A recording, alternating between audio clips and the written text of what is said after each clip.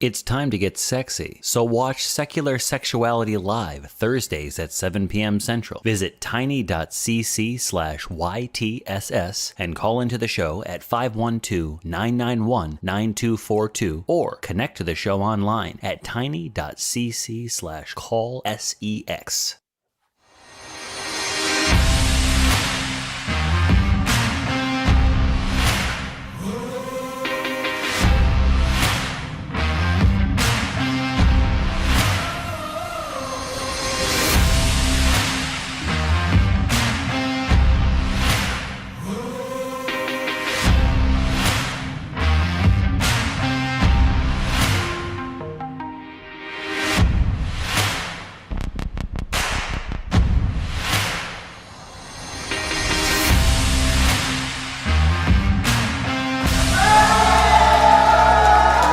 Everybody, it is Sunday, November 28th. We are Talk Heathen, a product of the ACA, a 501c3 nonprofit organization dedicated to the promotion of positive atheism and the separation of religion and government.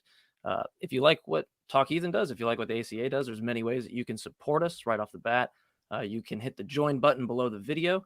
That gives you access to little icons, perks of that nature. You also can get past the pesky slow mode. And so that is $1.99. You can just go right below the video, as well as right below the live chat. You can donate to us directly, and YouTube does not take any fees or anything out of that. So that's a direct way to get support to us, and we appreciate that. My guest today, you may know him. He's an up and comer, Mr. Matt Dillahunty. How are you doing today, bud? Evidently, I'm an up and comer. I don't know that many people. I have to introduce you to my audience because they might not be aware of who you are. So, yeah, how's it going? What's new with you? Lots of stuff. I've been dealing with health stuff, but I don't have any update other than I'm going to go get an angiogram sometime in the next couple of weeks. Tomorrow's Arden's birthday. We're going to a show tonight, and I'm sitting here ready to take calls. I've been doing, Atheist Experience for 16 plus years. And now, I'll fill in on Talk Heathen, on holiday weekends when you can't find, somebody better because everybody else is busy. I'll come in here and then what I would expect is that we would get some theists who would call in to explain what they believe and why. How many times are they going to get a chance to just completely run through me like warm butter because I'm out of practice. I'm just sitting around. Clearly, if there is a God and somebody has a good reason to believe in one, today would be the day to do that. Because I'm not in charge of anything. I just sit here and talk. Yep. Yeah, and we do need more callers. So 512-991-9242. Please call in. I notice a lot of people like to spend time in the live chat in places and disagree. And so why not come forth and have the actual conversation? It's a way to have a much easier dialogue that actually goes back and forth. And yeah, I'd have to agree. We do have one caller on the line. Hopefully we can get more throughout the show. We're going to go ahead and go to, I believe, hopefully I get this right, it's Cambo in Iowa, who wants to talk how Christians view communism. And maybe you could elaborate on that further. Hi. Christians usually view communism, they're atheists, so therefore that's why communism is bad and evil. And I think the dynamics are a little bit different. And if you think about why is the government bad, that explains it a lot more. I'm sorry, I'm not understanding. What's the issue? So basically, why is communism bad? And it's not because of atheism. So if you think about the governments that are bad and evil, then they all have certain characteristics. And the biggest thing, I think, is the issue of power. If you're going to keep power, and your authoritarian regime, you're going to do things in order to keep power. So you've got a power system, you have one-party rule, and then the government is the people are to serve the government rather than have the government serve the people. And that's a big distinction. Cambo, can we back up a second? I'm wondering what you mean when you say Christians, what they think, because presumably you don't think all Christians, right? No. Well, I'm basically saying when Christians like to use communism as a cudgel against atheists. Do they? I don't know that that's happened since, like the fall of communism, but atheism isn't communism. So why would a Christian use communism as a cudgel against atheism when I'm an atheist and not a communist, and as is the case with most atheists? No, I agree with that. But I mean, I often hear sometimes that the argument is atheism leads to communism, or that's, because communists were atheists, therefore atheists are bad.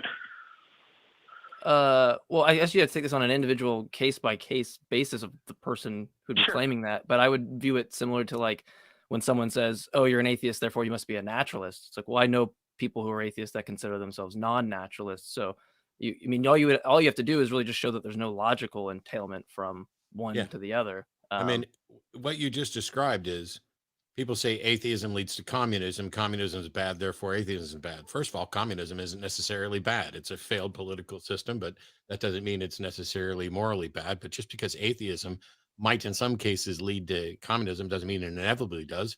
Atheism doesn't inevitably lead to communism any more than breathing does. And so as long as they're going to make super simple, fallacious arguments, let them.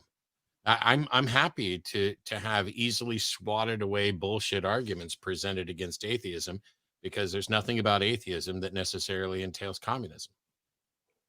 Yeah, it's kind of like the conditional. You have like, if God exists, then objective morals and duties exist, right? And it's like all you have to really show in these kind of examples is there's no entailment from atheism to, say, like moral subjectivist or something. Like you can be a moral realist, and so the only point I feel like you have to make is just to show that there's no entailment other than the fact that you just don't accept the proposition that a God exists. That's it.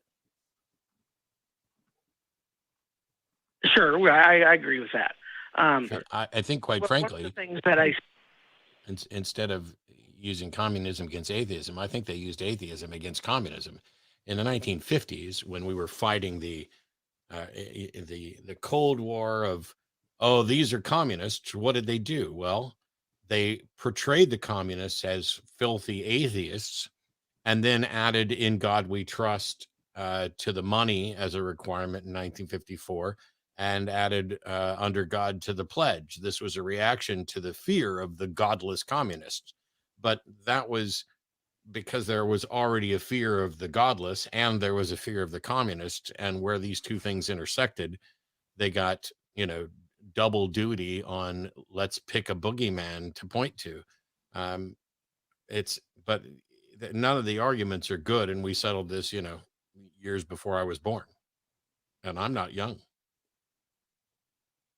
Yeah, I typically see the more state-forced secularism being kind of presented than communism, but that's as to the point Matt made. I wouldn't be able to touch on that, but I typically see like just state-forced secularism is kind of the thing that somebody presents to me, which is also for the same reasons easily swatted away. Yeah, well, one of the defenses I kind of want to put in is socialism versus communism, and communism needs a revolution to take place, and it's one party system, versus the European socialism. All that is democratically done, and it can be done and it can be taken away. And a trope I hear on Facebook is socialism always leads to communism, and that's just not true. I'm at a loss, and I don't want to be mean, Cambo, because it's not my show, but I'm not fond of having atheists call in to tell me what Christians believe. I'd rather have Christians call in to say what they believe, so that we're never accused of straw manning them. And while communism and socialism are completely different things that aren't connected, and you're right, I don't know what the point is. We might as well be saying, water's wet and it's H2O. And if any Christian suggests that there's a God because of H2O, well, we should be ready to point out that water's wet. I'm not following why this is relevant to discussions about religion or atheism or anything in that ballpark. Okay, Yeah. Fair enough. You guys have a great day. Yeah, you too, Cambo. Call us back. I mean, I would just think about implications of certain things as opposed to like epistemically, if some position is true, less amount about like the implications of a position, because I mean that's debatable for different reasons. But and we hear more about socialism nowadays anyway, because a ton of us are actually socialists of one stripe or another, and the United States, despite being a democratically elected republic, has elements of socialism within it. And you can't avoid that. And so having those kind of conversations about where the lines fall on, social economic policies and political policies is one thing.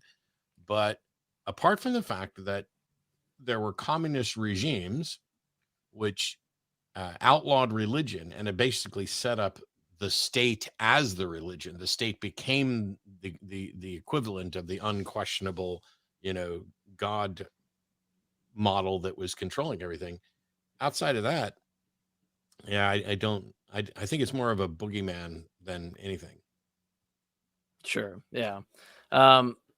Before we get into some more calls, I just wanted to point out that if you like Matt's show, which is the Atheist Experience, if you've heard of it, and Talk Heathen or Truth Wanted or Secular Sexuality, there's actually a hosted spot where you can listen to all the podcasts at tiny.cc/AEN podcasts. So if it's me and Christy on the same show and that's too much hair, you can just kind of get rid of that and go for a jog and just listen to it. So, and then we also have a fan run Facebook. I always kind of harp on, or maybe harp's not the right word, but I always try to promote this more so than anything sometimes because of where I'm at in doing atheist activism or advocating for critical thinking, or however you kind of want to package it, is that there's a fan run group, which is at tiny.cc/FGTHG. And that's kind of, for me, it hits home because that's where I interacted with a lot of people online. And I always never really thought there were people that thought similar to me until I started joining these types of communities. And it's just refreshing because I think Matt's gotten plenty of calls, and I have as well, where people will call in and they'll be like, there's just no one like me, but we've heard this 1,000 times. And it's like, clearly there are. And that community kind of bridges that gap for people to be able to actually interact with each other. So be sure to check out tiny.cc/FGTHG for the fan run Facebook. And we actually have a theist. So let's get to Yay. Theist before they drop. So we got Kevin in New York. Pronouns are he, him, and he wants to talk about the textual criticisms from biblical experts. What do you got for us, Kevin? Hey, you guys. Thanks for taking my call. Of course. Just like I brought it to the call screener, I have criticisms about what biblical scholars have admitted about the Bible. And what I mean by that is that it further explains why I've harped on apocryphal books in the past. And I'm basically trying to bring up the point on how I believe that the Bible endorses other books. Just as biblical scholars have admitted that the authors of, say, the New Testament borrow from other sources. My first thing that I think of, and maybe I don't know if this is the same route Matt would want to go, but if you're saying it directly kind of relays to you that you should go look at other books, right? I'm wondering, like, it seems that you're assuming some interpretive principle, where I'm wondering if a Christian who reads the same thing one way with a different interpretive principle, if you just disagree, I'm not sure like which one's justificatory, like which one's actually justified the way that, right? Because you're kind of making a claim that it says we should go look at other texts. But if someone who's a Christian who disagrees with that, I don't know how, like, who's actually aligning with God's divine utterance, right? Like aligning with what God would want in that situation, even if I just granted that God exists. Seems like you're just assuming some interpretive principle that I don't know how it's justified. And well, before you keep going, Kevin, I just had a quick question. I want to make sure I understood you correctly, because it sounded like you were saying you disagree with biblical scholars. And while your credentials aren't relevant, you could be entirely wrong. I'm just wondering what expertise you have that puts you in a position where, if you disagree with scholars, what can you cite? What can you point to say, here's why the scholars are wrong, rather than just, I disagree? Yeah. They're mostly wrong in the case of omitting information, because they'll make a statement like how I've said already, that the New Testament authors borrow from other sources. Well, hang on. The single piece of evidence. Yes? Hang on. So there are a bunch of different New Testament scholars. Some are theists, some are atheists. I'm friends with several of them. I'm not a New Testament scholar, but there's disagreement about how much the New Testament relied on external sources. And so there's not a consensus among scholars that it necessarily did, or which sources, or how much Matthew borrowed from Mark, or how much Mark and Luke may have borrowed from a Q document. So with no consensus here, what exactly are you objecting to? All I'm saying is that there's an aspect that, as far as I can tell, has been completely overlooked. That tells me nothing, Kevin. When I say, what exactly are you objecting to say something like, all I can say is there's some aspect that's been completely overlooked, that tells me nothing. You've got to get to something substantive. All right. Well, the single piece of evidence that I was trying to prove was, as you read through the New Testament, looking at 2 Peter and Jude, there is a curious relationship to these books in such a way to where it dawned on me that some of the verses in these books can be combined to make more sense. And okay. First of all, Kevin, you said the single piece of evidence that you're trying to get to is this: as you read through 2 Peter and Jude, some of these verses fit together. That's not a piece of evidence. That's you reading through 2 Peter and Jude, seeing something that you think is relevant in a pattern, putting it together with absolutely no backing and no knowledge or understanding or anything else. That's not a piece of evidence. You're calling in to tell us what your opinion is. What's the evidence for your opinion? Yes. I know that what I just said can seem redundant, but what I'm trying to prove by saying this is that this process of combining text to make more sense. Hold on, Kevin. Hold on though. Actually taken from Kevin. Hold on, Kevin, real fast. You say what I'm trying to prove by saying this. That's kind of the problem, is that you're just giving a claim and a testimony. There's nothing you can prove by saying this. I literally typed the second you said prove by saying this, and Jmike interrupted to point out that I had typed in the exact same thing. The second you uttered what I'm trying to prove by saying this, you completely ignored everything I asked. You have not offered any sort of evidence, and you don't understand, or you don't seem to understand, that you can prove nothing by just saying what you're saying. We need actual evidence. You've referenced evidence a couple times. What is the evidence? What is the point?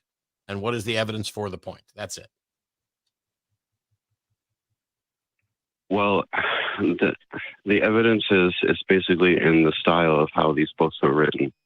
The style of how these books were written is actually taken from texts that precede even Old Testament texts. Yeah, but if this goes back to the first thing that I said, which was that if your interpretive principle or method that you use to come to that conclusion is in disagreement with another person that uses an interpretive principle that thinks the opposite of you, now you have a question of, in virtue of what justifies the right interpretive principle for you to even know that. merely starting by the fact alone that you think it isn't justification. I see what you're saying, but in what I'm trying to say, there's no point in trying to force an interpretation of this, in my opinion, or else it would. Look, hold on. Let me back up, Kevin, because what I'm trying to relay something. Maybe I've missed some things. When the reader reads something from a speaker, right? When you read something, you can interpret the speaker multiple different ways. Okay, you have to actually know what justifies whether or not that actually aligns with the speaker's intentions. In this case, the speaker is presumably God, okay? And you're saying that your interpretive method aligns with that, right? But the problem is if somebody else uses some interpretive principle where they come to a different conclusion, right? We have nothing that separates. This is the same issue with like faith. I have faith this, I have faith that, and you have two different conclusions. You have to have something new introduced to the situation that will actually separate just the conjecture as actually something that's indicative of aligning with God's utterances in this case. And from my perspective, I don't think you have access to it. It's just going to be starting from that fact alone. I don't want to remotely saddle Kevin with I don't want to, no, Kevin, stop. I don't want to saddle Kevin with necessarily saying this is based on God or what God says, because no matter whether the book was inspired by God or not, it was written by men. And so the bulk of New Testament scholars, you mentioned 2 Peter and Jude. The bulk of New Testament Christian scholars think that 2 Peter is not something written by Paul. They think it's a pseudepigraph. And one of the reasons for that is that 2 Peter seems to rely on Jude. And so if 2 Peter is relying on Jude, the fact that you found connections between 2 Peter and Jude has already been established by New Testament scholars. Well, yes, but it also cannot be admitted. It must be admitted that Jude itself is also quoting from apocryphal texts, such as the Book of Enoch. What? No, not necessarily quoting from it. Jude was written right now. Scholars think that Jude was written by a Jewish Christian because of its knowledge of things like the ascension of Moses and the Enoch apocalypse and things like that. That doesn't mean it's copying from it. It just could be familiar with it. I appreciate the fact that you found connections and other stuff, but the way to demonstrate that is to go get with other scholars, talk about the methodology, and claim that you think that Jude and Peter are both borrowing from older books. But until you can come close to doing that, no offense, Kevin, but I'm beyond bored, because New Testament scholars already recognize that 2 Peter is a pseudepigraph that relies on Jude, and that Jude's author knew stuff, but whether or not if you want to make the case that the author of Jude copied stuff from the Book of Enoch, okay, so what? At the end of the day, let's assume you're right, Kevin, and the author of Jude, who's an unknown, copied from Enoch. So what? That doesn't get us anywhere with regard to proving a God. It doesn't get us anywhere with regard to proving any of it's true. You're just sitting here doing some intellectual masturbation about books in the Bible, and you can't get to anything substantive about whether or not they're true.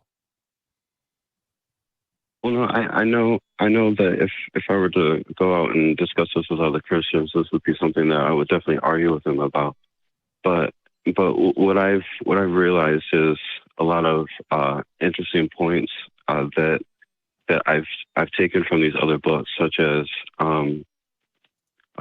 historical accounts, such as during the time of Jesus, the Roman Empire was extending its influence over. Kevin, I'm no longer interested in a book report. I'm no longer interested in a book report or your opinions on which books relied on which books. Kevin, I would like for you to defend a notion of a belief in a God and not just tell us what you think about the book from an academic standpoint. Well, it leads me closer to thinking that these people were real, because what I was basically trying to difference.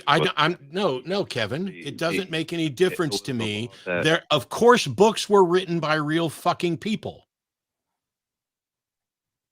Well, yeah. What I'm trying to get at is that there was a law during the times of Jesus imposed by the Roman Empire that everybody should register in the area that they lived in. And from a historical account, this leads back to the identity of who Jesus's grandparents were. No, it doesn't, Kevin. No, it doesn't. You can't, there's no demonstration that Jesus even existed or what time that he existed. And so getting to you being convinced that the authors of books were real, I have no doubt that there were real authors of books. But the fact that Peter borrowed from Jude and Jude borrowed from James, and James may have known stuff about Enoch, all of that is really great if you want to be a New Testament scholar, but I don't. I want to know whether or not a fucking God is real, and I'm tired of wasting time on this.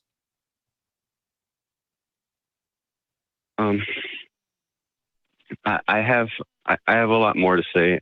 I have a source to give you that I think would be convincing for you, but I don't know. It's I'm not trying to sell a source that would be convincing about what? Online. A source that would be convincing about what, Kevin? That there's a God. Okay. And why is it that you are not convincing about, or not even making an attempt to convince me about a God? Why is it that now, after giving your book report, now you've got a source that you think would be convincing? Why not just make the fucking argument? Why not present the evidence? Because it's a different topic.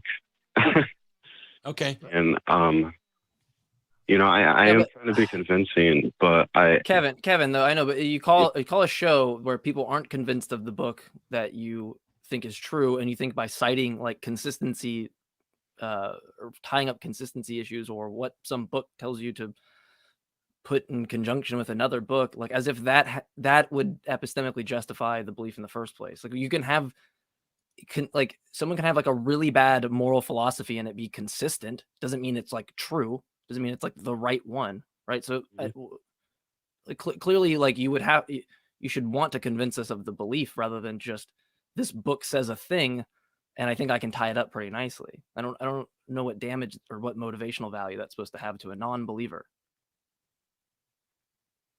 To not dilly-dally and to sum up my points, basically what I'm trying to say, and I know there's a lot of Christians out there who would disagree with me by saying this. Then call them. Then call them. Then call them, Kevin.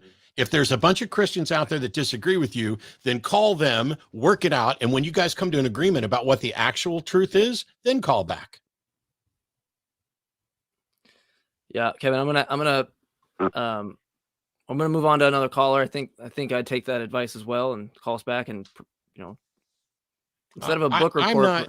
I've done this for a long time, but also I've stood in a room with 4 different Christian apologists, all trying to argue for 4 different excuses or reasons for why something is, and none of them agreed.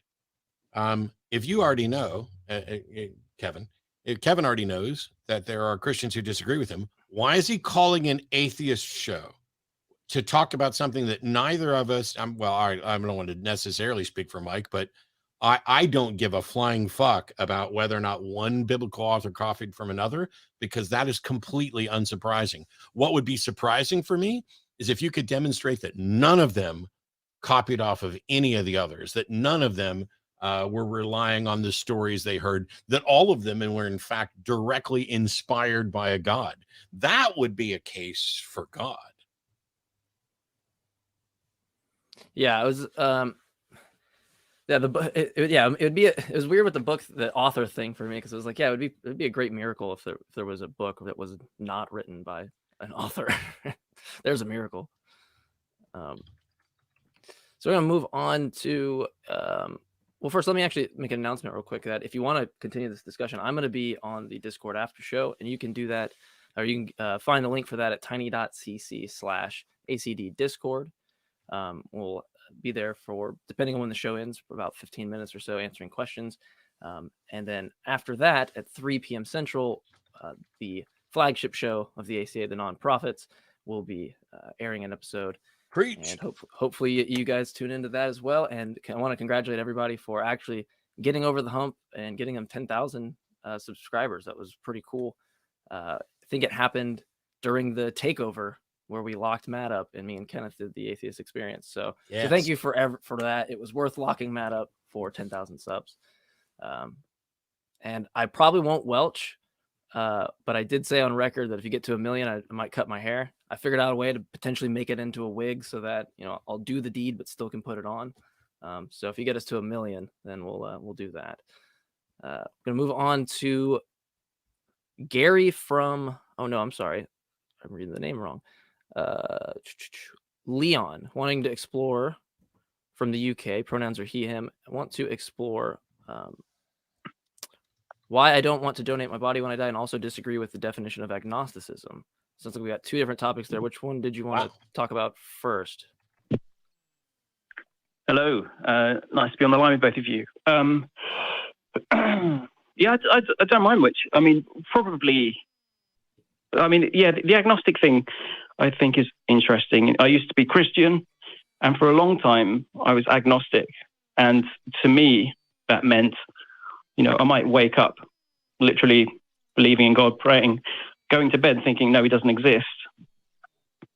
And I thought agnosticism reflects that kind of high level of doubt between believing and not. And atheism is the point you get to when you think, well, I don't know, and I'm pretty sure it's all crap, which is where I am now.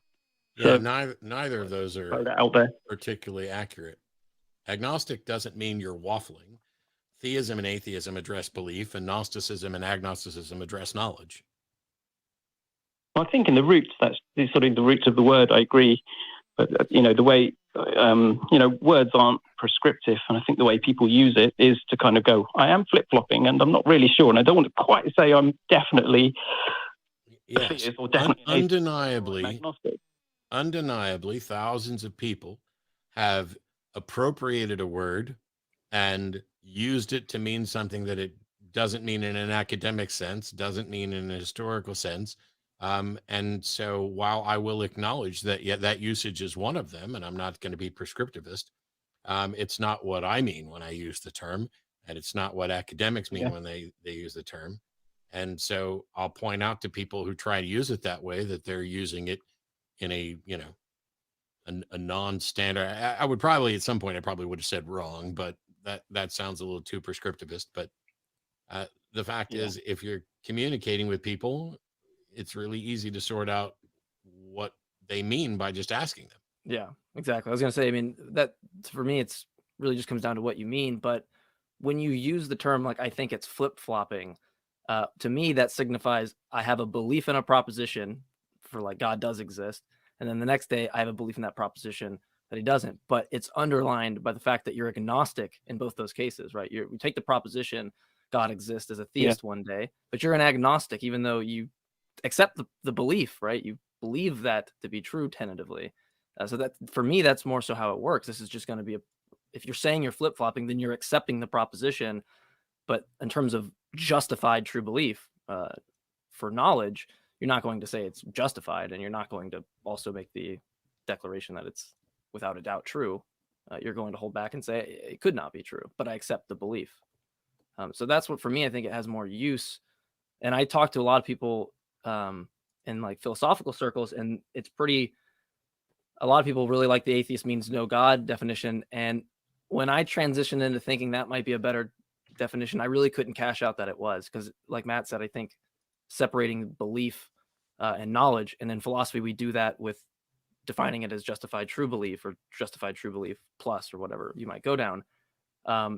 You have a situation where now it makes sense because belief is one component of the knowledge, and so there is a distinction there. So for me, it seems weird that people that I talk to in philosophy in one sense accept that kind of a thing, where there's these three or four criterion for knowledge, and then they also are saying that somehow we can put those together as part of the same framework. I think that's kind of weird to me. But yeah, I have all kinds of problems with justified true belief.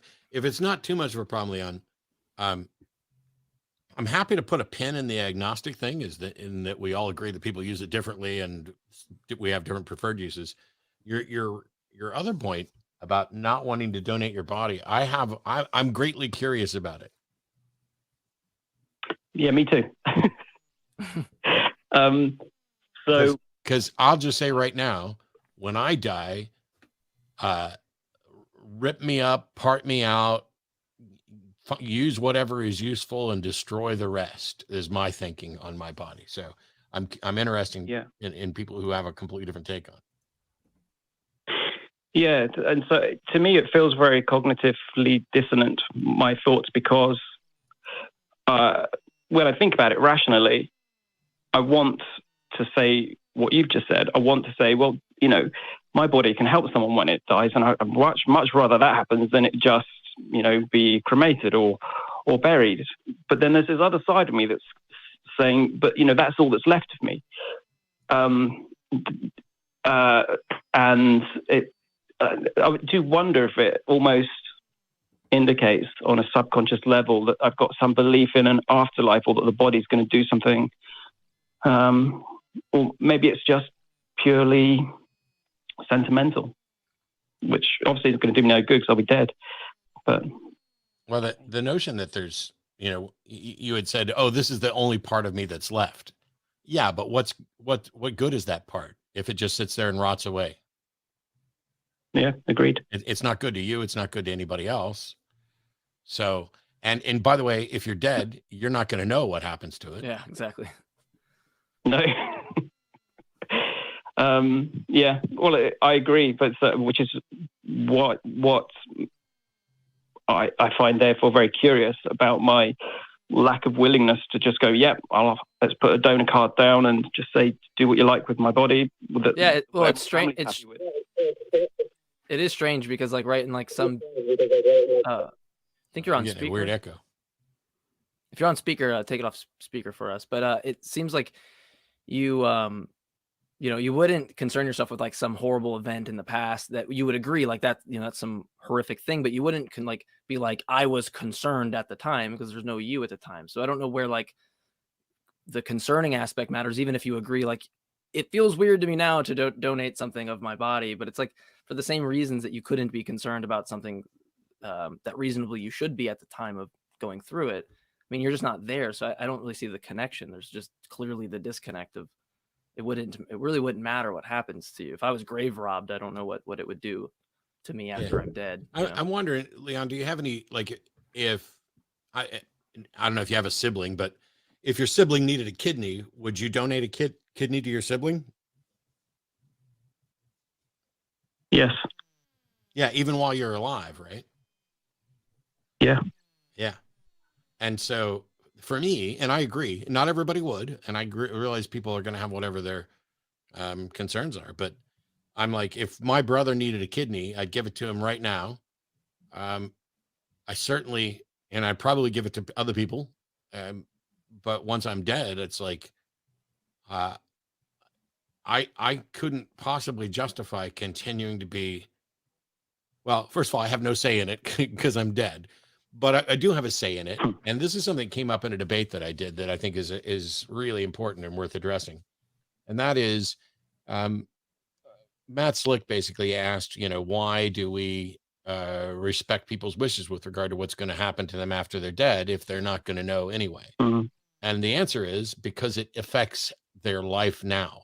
If I live in a world where I know that my wishes about what's going to happen to my body are respected, then I'm free from the anxiety of worrying about what happens after I die. Mm-hmm. But if I live in a world where I know that we don't respect what people want done with their bodies, that no matter what your wishes are, we're going to do what we want with your body after you're dead, this causes anxiety in that person's life while they're alive. And so that's the reason for respecting it, is that it creates a better world so that people aren't, trying to hide bodies or have secret funerals or suffering in anxiety the whole time. And so, yeah, if you don't want something done with your body, then I will, fight alongside everybody else to make sure that those wishes are respected. I just, for me, I'm almost done with it now and I'm alive. I'm certainly done with this husk once I'm dead. So I can't come up with a good reason to do anything other than use what you can use and destroy the rest. But is it just is it just something that you're comfy not having a good reason for, or maybe you're squeamish about it? I don't know. Yeah, well, I'll think some more about it. But tell you what, Matt, I really appreciated the Socratic question about would I donate it to a sibling. That's a great reframing. And some of it is, perhaps just the fact I'm aware I don't have a donor card. It's not like someone's come up to me and said, please fill this out. And I've said no, but I've just become aware, particularly since, deconverting, coming out of religion, thinking, well, probably ought to fill one of those out. Donor cards are dangerous because you could have John Cleese show up and just ask for your liver. That's great. No, I don't know John Cleese. What? So from the UK, and you don't know? Oh man. From Monty Python's The Meaning of Life. I mean, he's not a friend. Okay. But there's the live organ donor thing. And I don't think I've seen that, but I can imagine it. Well, hey, thank you. Make you guys feel uncomfortable that on a similar topic that we go and dig up Egyptians who have been buried, believing they would stay wrapped, mummified forevermore. I mean, obviously their beliefs seem like rubbish, like any other religion. Yet it seems very dishonorable to go and dig them up in the name of history just because a couple of thousand years have passed. Well, okay. At what point is it okay to start digging up old bodies?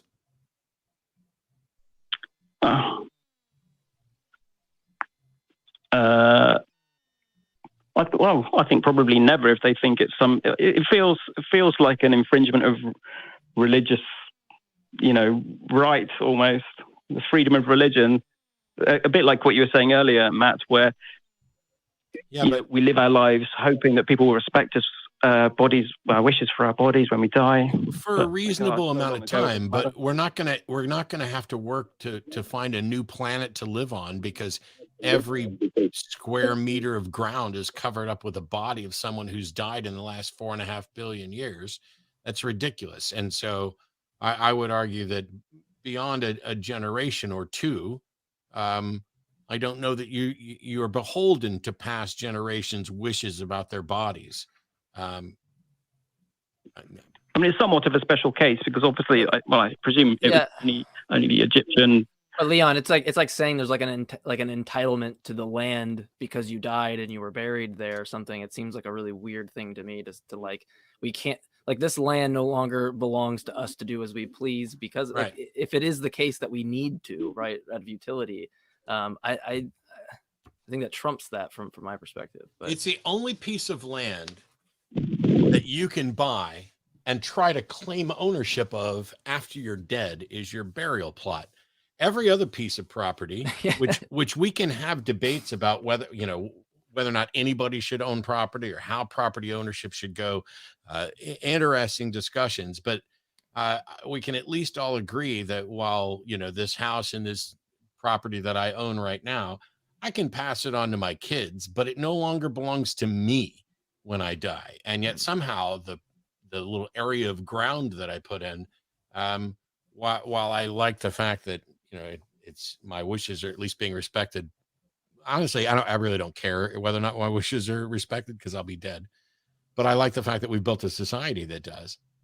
And so to say that plot of ground is now mine and it's grave robbing for the first 500 years, and then it becomes archaeological investigation or whatever afterwards.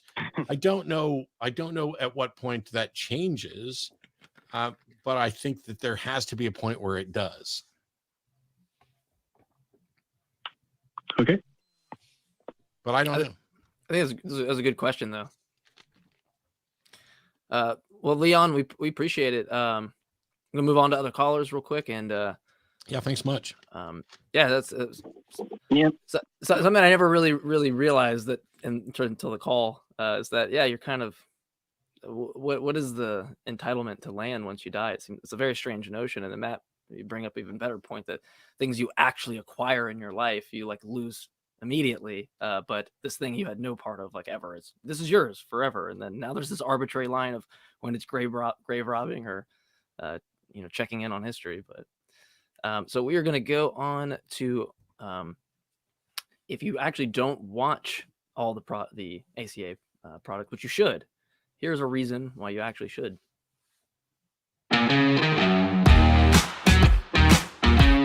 One sweet day. I will make that promo. Nate, you're on the promo like every week. You know what, mister? I've had it up to here with your jealousy. Oh, It's one of those things where you don't show your best bits before marriage, isn't it? Hashtag it's Thursday somewhere. you know what the first rule of Dunning-Kruger Club is, don't you, Johnny? No, what is it? The first rule of Dunning-Kruger Club is you don't know you're in Dunning-Kruger Club. So does God appear to you physically and you can touch him like you can touch your dad? Please don't clip that out.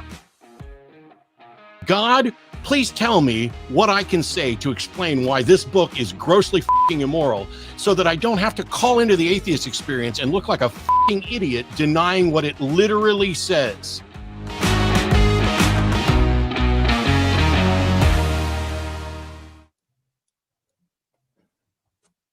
Well, yeah. So if you want to check out those shows, please do go give a subscribe.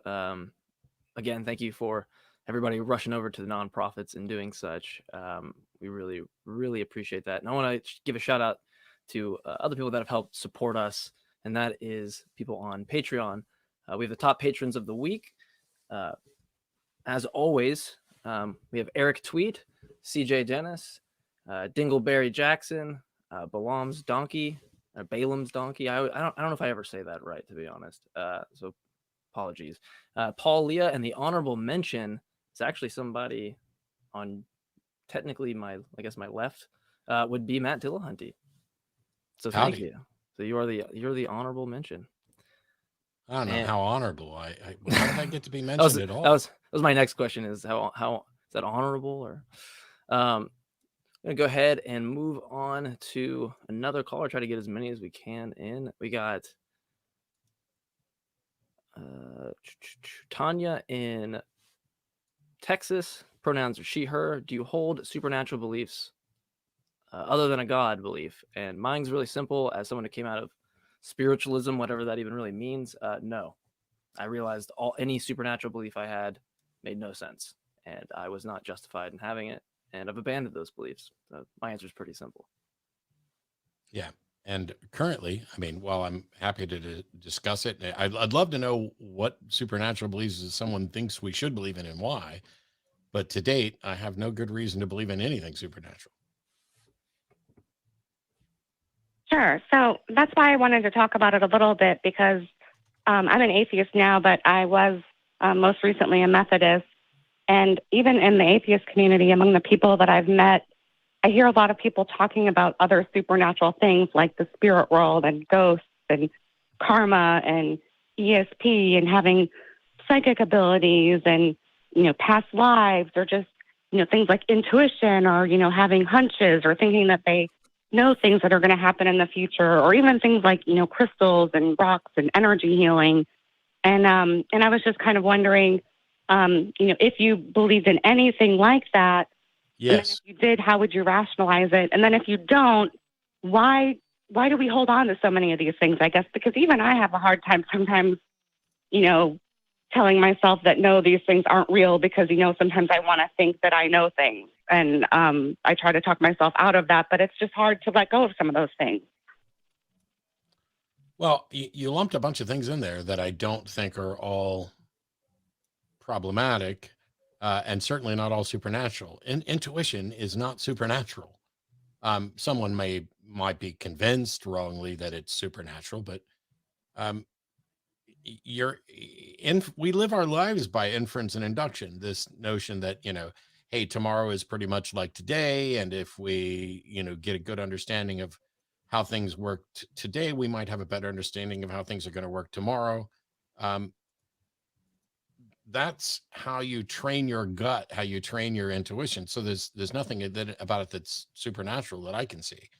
I understand why people might feel that it's supernatural or think that it's supernatural. But that's more about, let's point out the mistakes in people's thinking, and not pretend that something isn't real.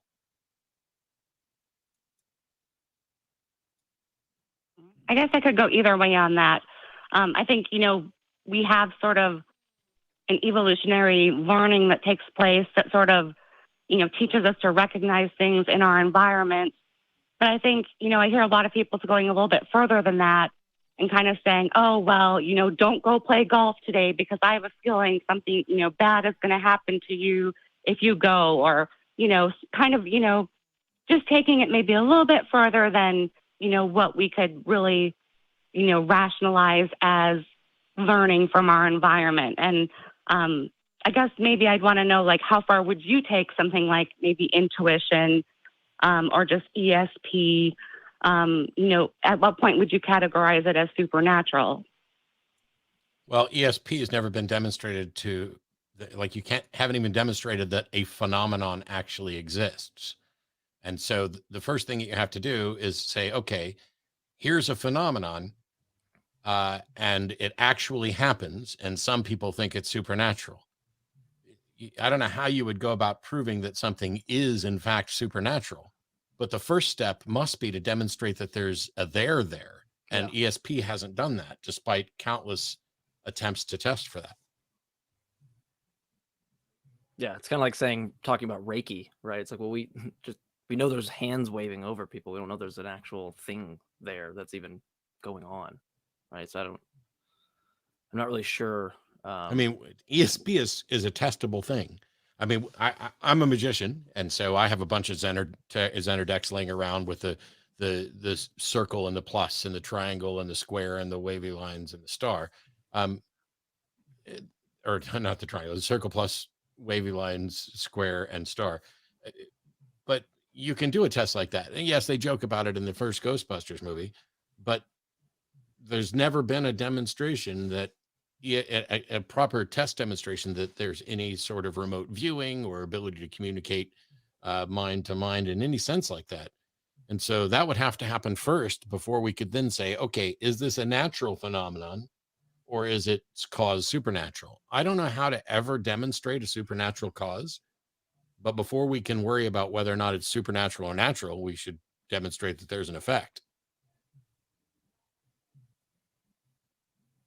That makes sense.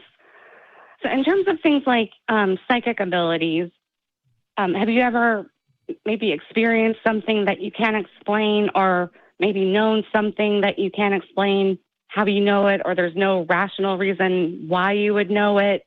For example, I mean, there's obviously a lot of psychics out there, and there's different techniques like hot reading, cold reading. I'm aware of no psychics out. I'm aware of no psychics out there. Yeah. People engaged in hot reading and cold reading aren't psychics; they're frauds or magicians. Yeah, you don't get to call them a psychic just in virtue of what they call themselves. So that has to be demonstrated that that's an actual thing. So giving them the actual title is just giving them credit they don't deserve. Yeah. But I've experienced plenty of things that I don't have an explanation for. And then my position is I can't explain that. But when it comes to, like, when you say knowing things that I don't have a good reason to know, I would argue that I don't know those things, that what's actually happening is I'll have a suspicion or an intuition or an instinct or a gut feeling, and it will turn out to be correct. And the best explanation for why it's correct is that either I understood things about the world and made a correct inference, or I got lucky. Neither of which requires any sort of special, thought at all. For example, in the old days, but well, maybe it still happens with cell phones, but I can remember picking up the phone to call my mom one day, and it never rang, but I dialed the number. And I just sat there, and there was no ringtone or nothing. I was like, wow, that's weird. And my mom was already on the other line. We had picked up the phone, and we had dialed each other, intending to call each other at the same time. And one of us connected first. And so it never rang. We don't even know which one of us connected first. And so then the question is like, ooh, that's so eerie. Why on earth would you and your mom think to pick up the phone and call each other at exactly the same time? There must be something supernatural going on. And in truth, no. You have a sort of internal clock where if you go too long without talking to certain people, the odds that they're going to be calling you increases, and the odds that you're going to be calling them soon increases. Yeah. And if it's somebody like a parent where, you know, you're that's just likely to happen. But even if it's something extraordinary, like Jmike and I don't call each other on a regular basis, but even if it happened there, it would not be anything more than an extraordinary circumstance. There's no conclusion we could reach that the universe desperately needed Mike and I to talk.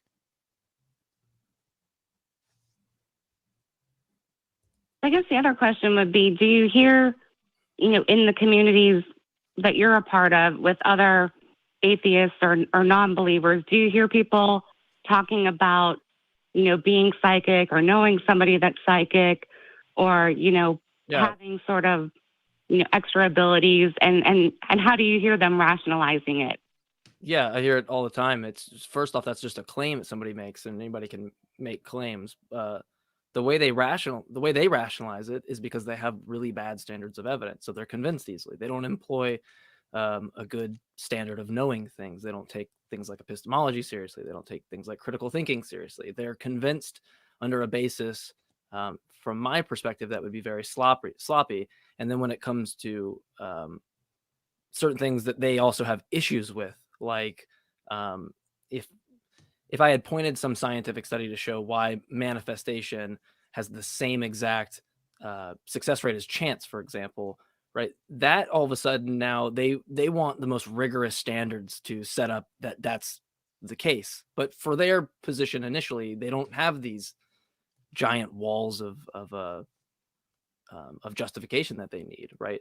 And so it just comes down to they're going to rationalize it on the basis of the fact that they already have low standards of evidence. So there's not much they have to do in order for it to make sense in their mind. At least that's my perspective of it. So when you hear these things, do you try to talk your friends out of it, or do you just kind of let them, you know, believe what they want to believe, even though it doesn't really make sense? No, so I asked them what's independent about it. My go-to is usually pretty simple, right? I'll tell somebody, hey, let me hand you a biology book, and it says evolution's true, or it says some phenomena is true, right? And I just go, I expect you to believe it, and they're gonna be like, well, yeah, but how do you actually know it's true? And that's gonna be my point. My point is that there's nothing about the fact that you can claim to me, or that I can read about psychics, or that, you know, someone can go to a blog and type that they had this crazy scenario and they can relay all this information to us, right? It's going to come down to what independent, right? My question to them is always, I'm not going to say just believe evolution because the book says so. I'm going to say, hey, you know, there's things like allele frequency changes in population. We could measure these types of things. Maybe point them to like the Hardy-Weinberg equilibrium or equations at which you can see evolution occurring in populations and at what rates, right? And we can do that independent of the claim itself. There's some independent attestation or justification. So I'm never like, I'm going to talk you out. I just want to ask that simple question or give the example. And I always go, what is that independent thing? Like you would know.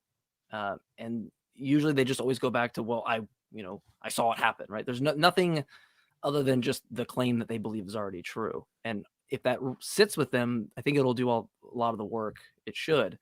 If not, we just have to have a continuous series of conversations. But if it's harmful to the person, then my concerns raise higher. And in the spiritual world, that is a really big risk and a thing that people are using in marketing for monetary gain, and disregarding medical,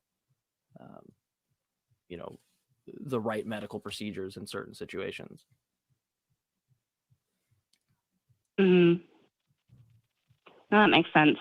I just feel that I have kind of a hard time, talking people out of these things, where, they don't necessarily believe in God, but then, they believe that they can predict the future, or, they believe that they just know things, and, or they're just spiritual, and, or they believe that, dead people talk to them and give them signs. Well, Tania, do you believe in any of those things?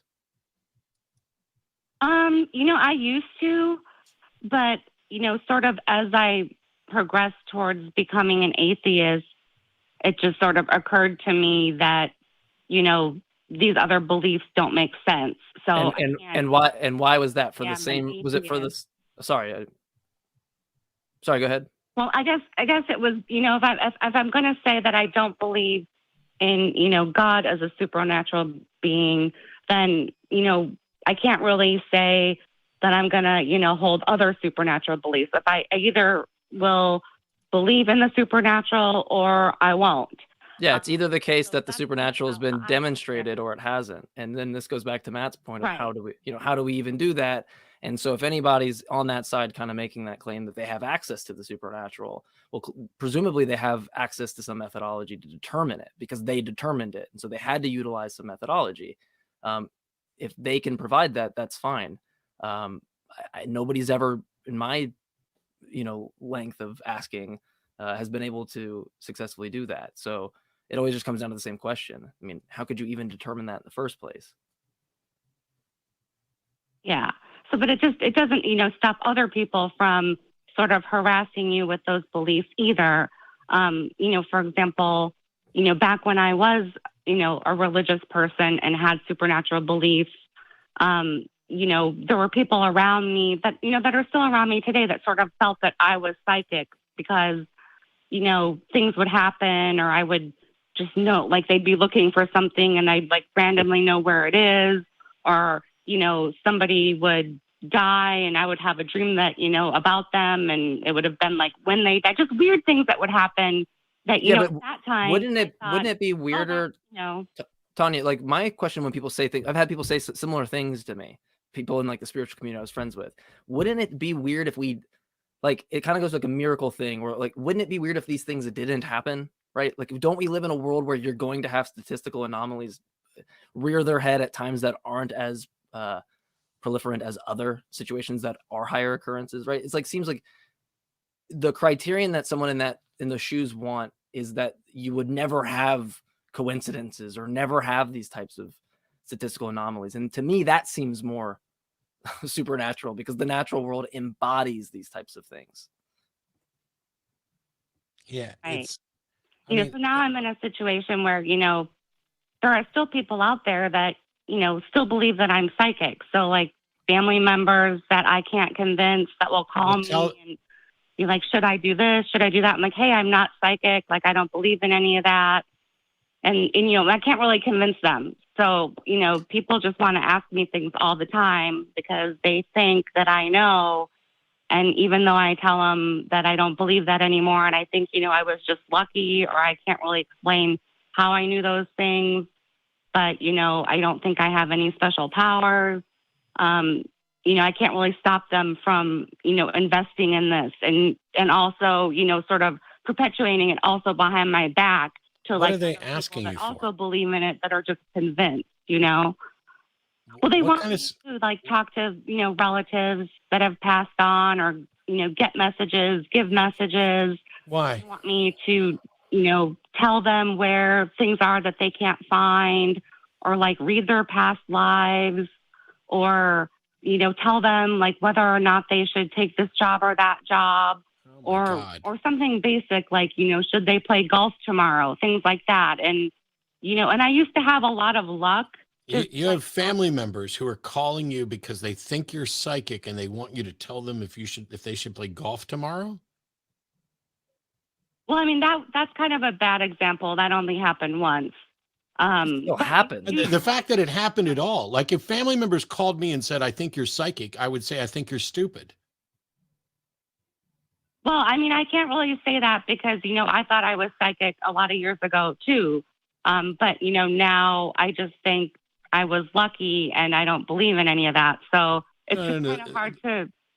The point is, if they accuse me of being psychic, I'm going to accuse them of being stupid. And then now we're going to have a discussion about which one of those two is more probable.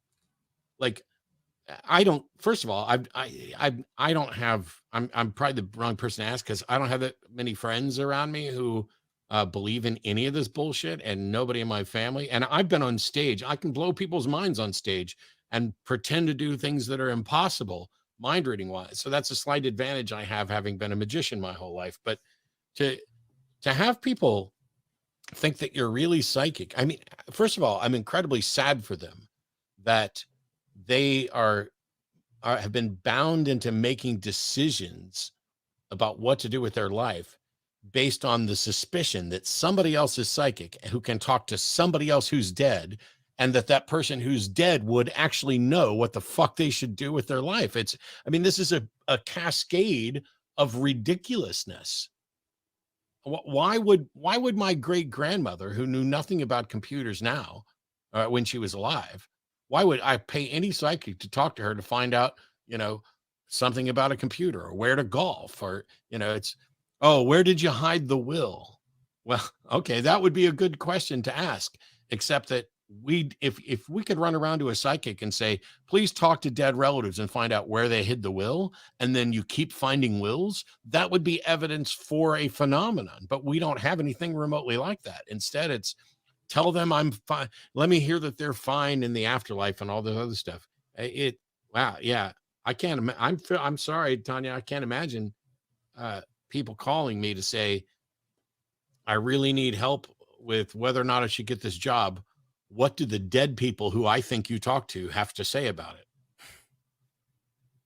Well, and now it's kind of like, I've said enough times that I don't believe in this stuff that, they just call me now, like, for advice, right? But then if I give the advice, if it works out for them, then, it's like this confirmation bias. Tanya, hold on. Hold on. I got to stop you, Tanya.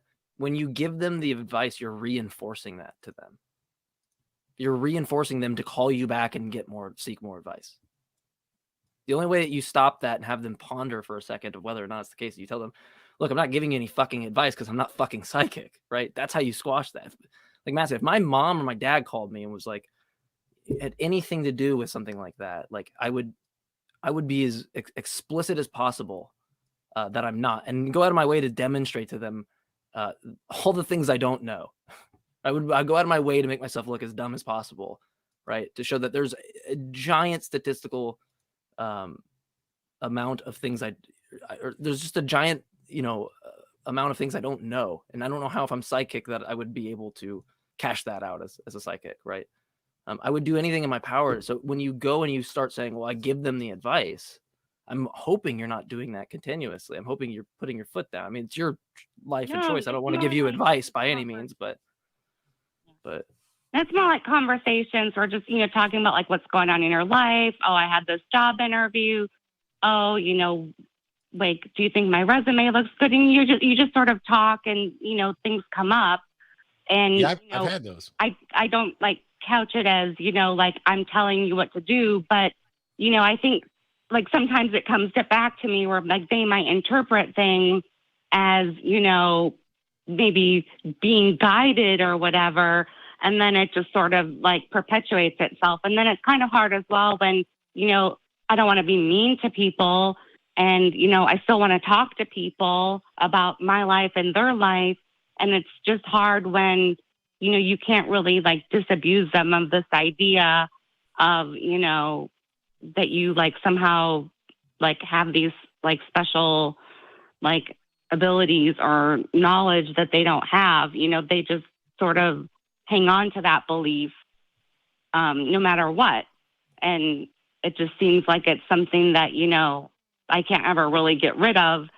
And it's disturbing to me that I've even noticed it in the atheist community because, even people in the atheist community have come up to me, and, like they think I'm really lucky and just weird. I'm just like, don't start this again because I've already like, I don't want this. I don't want any more of this in my life.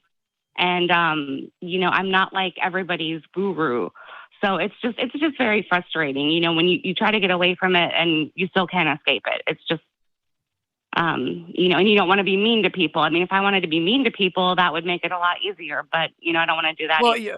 Well, you don't have to be mean. You don't have to be mean. So for some people that might, for some reason, make them double down in spite or something. But, there's no requirement to be mean. There's just a requirement that if it's the case that you don't want people thinking this, then you should let them know you're not psychic, or at least have a conversation and like we had said earlier, is ask them what it is that indicates to them that they go, it's this situation that proved you said this one right thing. If you have no situations where you were completely wrong, if you just cite that to them and you go, look, I have 20 things here that I was wrong about, and the one thing I was right, is that the statistical significance that you need for a psychic? Because if that's the case, then I don't know what wouldn't convince you, because the psychic criterion for you is just so low. It's 1 out of every 20 things determines the psychic. We're all psychics. I'm wrong about most things all the time. So I would, for me, if it was you, don't have to be mean. You have to show, like, look, it's just the case that I don't. More times, if we test this theory out, I'm not going to get the right answer. Yeah, I think, we're different people, Tanya. I'm not suggesting that you be mean to people or be a dick to people. And when I pointed out that if they came to me and said that I was psychic, I'd tell them I thought they were stupid. That was about the frustration. If somebody constantly came to me and said, oh, I think you're psychic, after I repeatedly said, I don't believe in that. I don't think I am.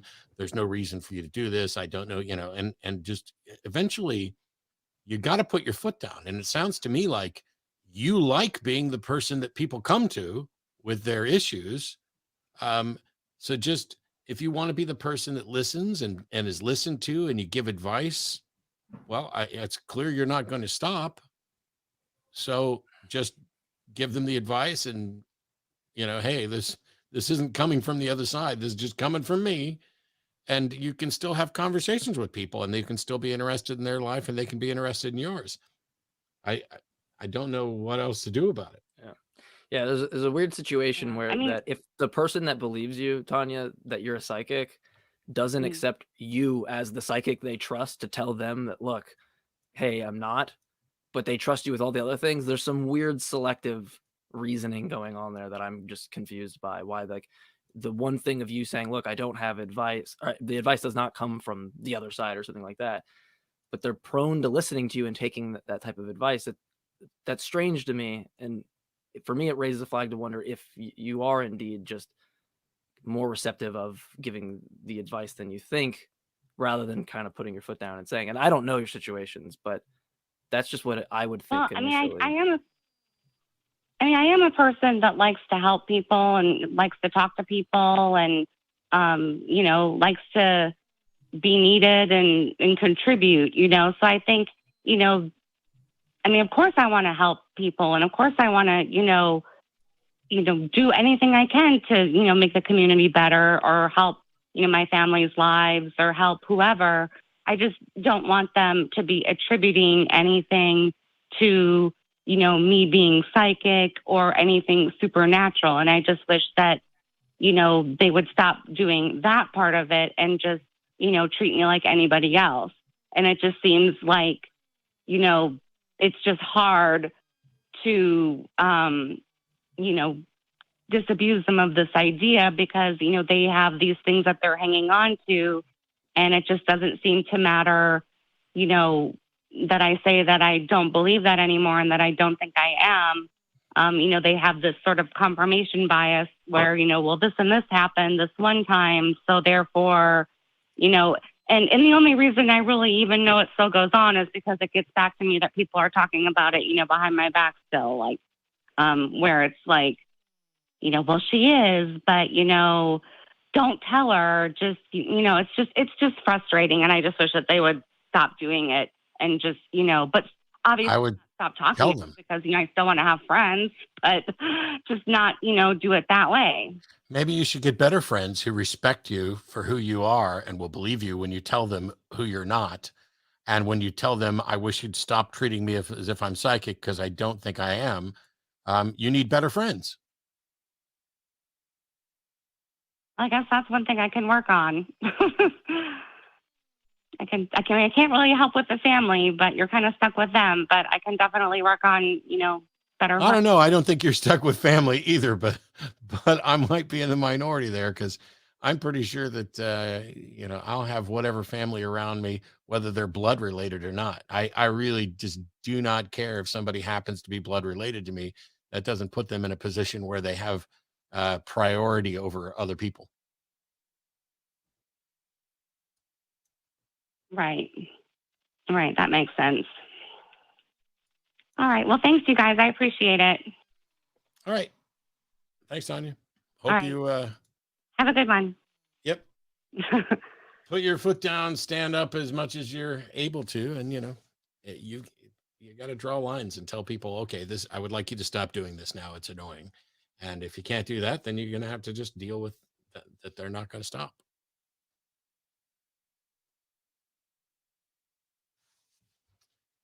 All right.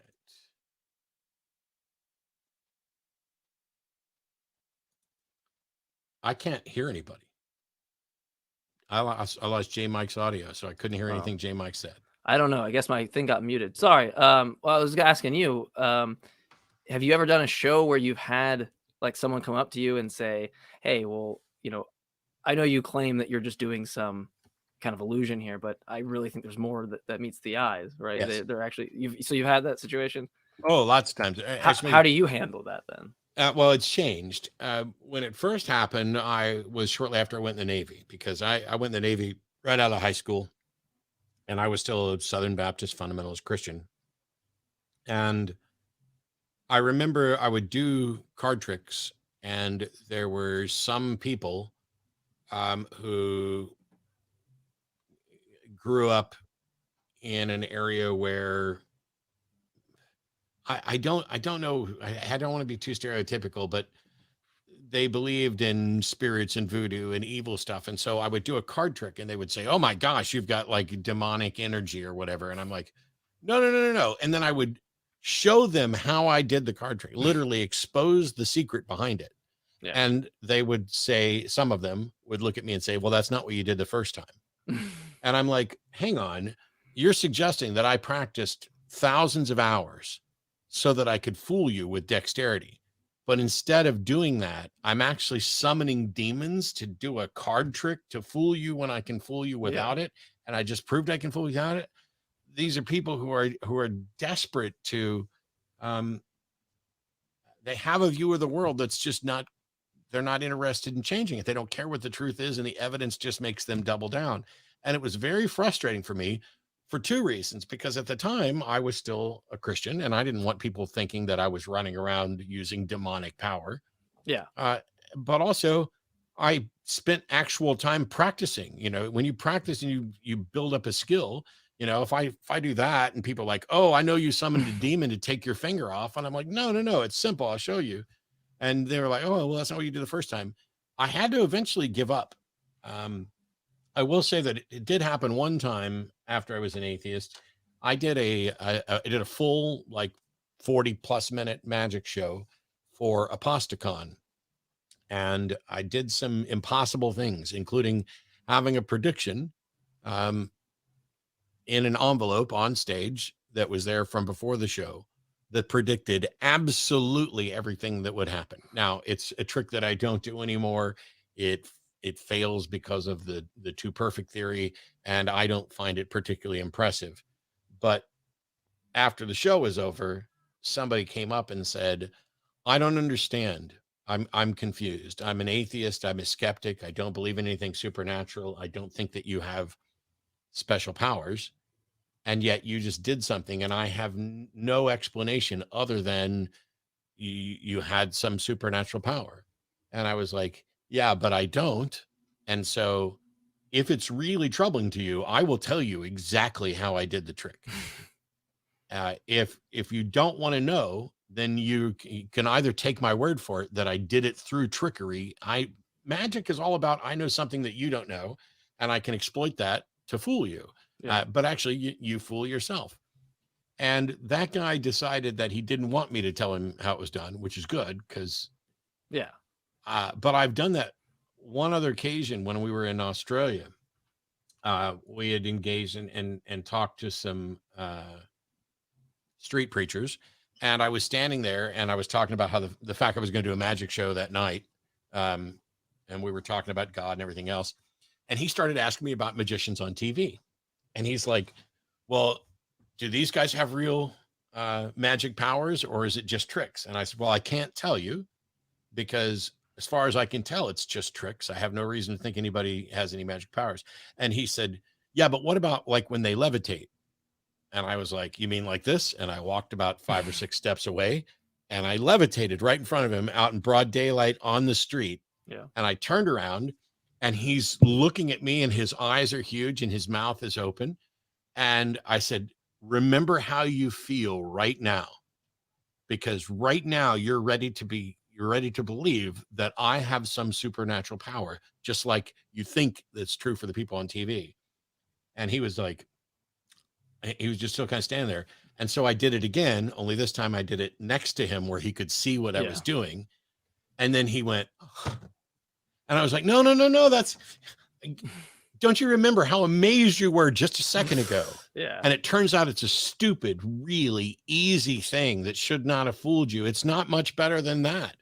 And yet it does. You shouldn't be feeling sad that your magic was taken away. You should be feeling happy that now you have a better understanding of something, of a couple different things. One, you know how a trick's done.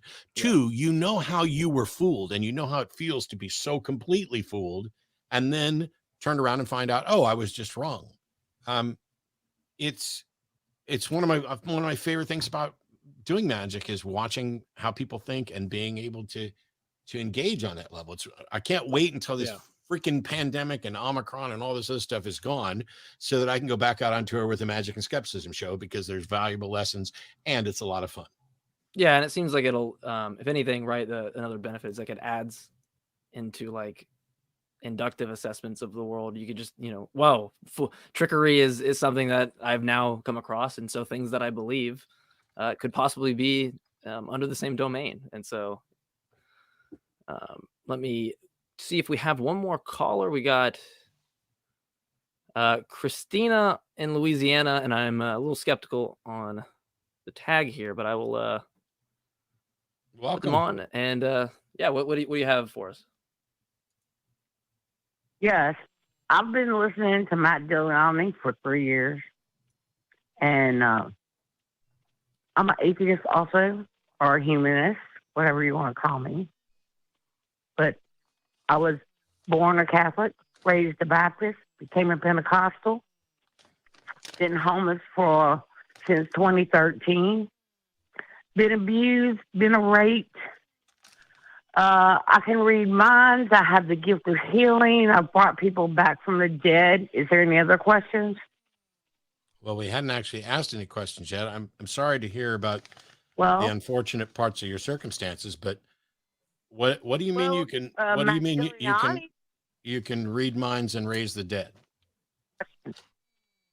I can put my hands on people, pray on them, speak in tongues, and they come back. Okay, well, I don't have a dead person to try this out on, but you said you could read minds. So how can you read minds? I don't know. I talk to them. They talk back to me. I tell them what's about to happen to them, and I can predict the future. Okay, well, predict my future. Now. Predict my future. Predict our futures. I want to be a part of this as well. I see both of you becoming very rich. Being more powers of illusion than you already have. More powers of illusion than What's something that I can test either now or like 5 minutes after the show and be like, wow, Christina convinced me? I'm not sure. I'm not God. Well, you said you could tell the future. So I have a deck of cards right here, and I'm going to pull a card out right now. Can you tell me what that card is? Is it a queen? Are you telling me or are you asking me? Because I'm asking you. I can't. Exactly. Okay, so you suspect it may be a queen. Is it black or red? Queen or ace? Give me a second. I think it's black. Okay, you're right. It's black. It's a 9 of spades. It's not a queen or an ace. And so you got it right on the 50-50 question and completely wrong with 2 guesses on the 1 in 13 portion of it. Well, so clearly you're not able to read the future very well. What other testable predictions could you make? I'm still learning because I'm still learning too, but I don't run around claiming that I'm able to predict the future. So is there a testable claim we could I'm homeless and I'm an angel that's been walking, eating out of garbage cans. So, what do you mean you're an angel?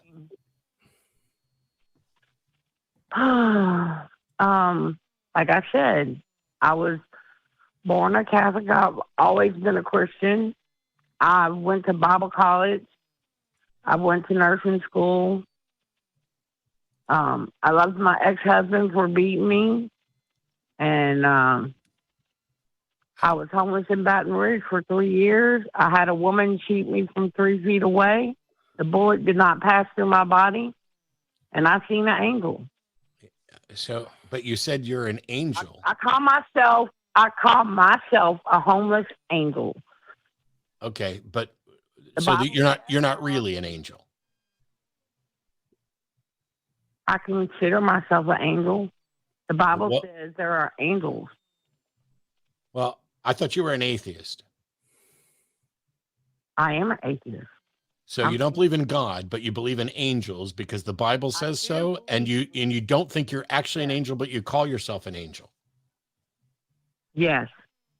Why would you call yourself an angel if you don't think you're really an angel? Should I call myself president if I'm not president? Well, I may be president next year. Who knows? I know you will not be president. I can predict that future. I can predict that future right now. Okay. You will not be 2022. president next year. Yeah, 2022. I don't think you. I you bet will. every penny I've ever made in my life that you will not be president next year. That's a testable prediction. Okay. Yep. Do you have any testable predictions?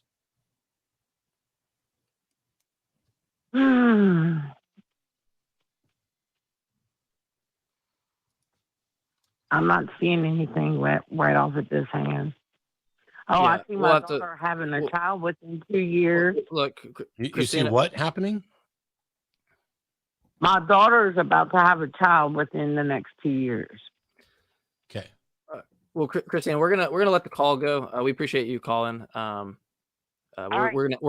I'm not really sure what we'll be able to get out of it. Though, my condolences to any hardships you're going through. I hope that if there's anything of value there, I hope that that gets better for you. But I'm not really sure that this is a productive phone call. But we do appreciate you calling. Yeah. All right. That said, It's sorry, it's Matt. one of those things. No, it's fine. It's one of those things where, on the one hand, and don't get me wrong, I know how people are going to take calls like this, and I'm never trying to beat up on anybody. Some calls are prank calls. Some calls are people who are confused, and I don't know how to tell the difference. And everything that like if you said, "Oh, well, Christina doesn't believe that," I have no problem believing that Christina believes everything that she said, and if she doesn't, there's somebody else out there who does. And so the way to tell the difference between the people who believe it and the ones who don't are to try to have a conversation to see how close you can get to stuff. And so I've known people, I've lived with people who've been homeless, who've been victims of abuse and sexual assault, and who've been in situations like Christina's. And I appreciate the fact that they're in that situation. But if somebody calls and says, "I'm an angel who can predict the future," I'm at least going to see, hey, can we get to something, potentially testable here? This is not just a let's get people who are mentally confused or whatever on a show in order to mock them. I'm not trying to mock them at all. I think that I have to treat everybody like they're reachable and treat everybody like they could be right until, unless they're saying something we just know can't be true. Yeah. Yeah. My thing is, like, since doing the show, is that if I have even if it's like a Poe aspect, I have kind of some suspicion that might be the case. I don't let that intuition just go, because you never know. It just could be somebody that's genuinely expressing the way they feel, or it could just be the case that someone out there actually does feel that way, and you're tackling an issue which could be valuable to that person. So I got a couple quick things before you wrap the show up for everybody. Sweet. And that is, first of all, you can stick around and obviously watch the flagship show, Nonprofits, that's going to be airing here in a little bit. But at 4:30, I'll be back on the Atheist Experience, and I'll be on there with Dan, Objectively Dan from Truth Wanted, Subjectively Dawn, I think is the name. That's what we've Objectively Dawn. And we're going to be looking forward to theistic callers. We're hoping, we get, we hope we get great calls every week, but I'm looking forward to it, as Dan and I don't get to do the show that often. There's a number of things coming up in the next week, including stuff on my personal Atheist Debates channel and everything else. But I'm really grateful that I got to fill in and help out here with Mike today. So thanks for having me. Yeah, thank you. I appreciate that as well. And one other person, or multiple people actually, we should thank. First off, the crew who puts this show together and gets us even ready looking nice. There's filters on my face so that I don't completely break the screen. So they do all that stuff behind the scenes. So thank you for all that, as well as our viewers. If you believe, you don't believe, we appreciate you watching, appreciate supporting. We don't want to, forget at the end of every show to thank people that, especially with the new variants. I saw something, it was like the Groundhog's Day meme, but it was changed to it's variant day, because it's a very serious, things are changing so much. There's almost a new variant every day, it seems like. And we want to thank Uber drivers. I, as a former Uber driver myself, putting yourself in the line like that is very commendable. So we appreciate paramedics, everybody in that realm. Absolutely. But yeah, so just wanted to make sure we get that out. But if you don't believe, this is your community. And if you do believe, well, if you do believe, we'll send you the love rings as well, and call us next week. Yes, me and Matt decided before the show that the tagline here might change to, if you don't believe, this is your community. But if you do believe, call us next week, because we need more theist callers. Come on. Take care, everybody. Bye-bye.